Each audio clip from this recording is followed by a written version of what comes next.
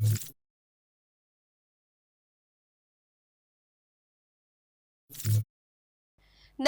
હું છું પ્રિયા અને તમે જોઈ રહ્યા છો જનતા કી જાણકારી ન્યૂઝ। નજર કરીએ આજના સમાચાર। ધાંગધ્રામાં જડેશ્વર બ્રિજ પરથી નીચે પટકાયા આધેડનું મોત। બેભાન હાલતમાં આધેડને હોસ્પિટલ ખસેડતા તબીબે મૃત જાહેર કર્યા। ધાંગધ્રા શહેરના જડેશ્વર બ્રિજ પરથી આશાસ્પદ આધેડ નીચે પટકાતા ગંભીર રીતે ઘાયલ થયા હતા।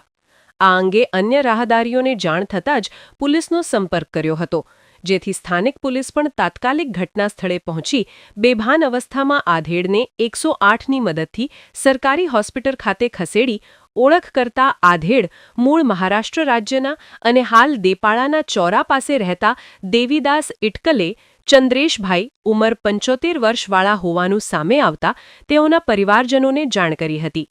આ તરફ આધેડને હોસ્પિટલ ખાતે ખસેડતા હાજર તબીબે આધેડને મૃત જાહેર કરતા પરિવારમાં શોક વ્યાપી ગયો હતો।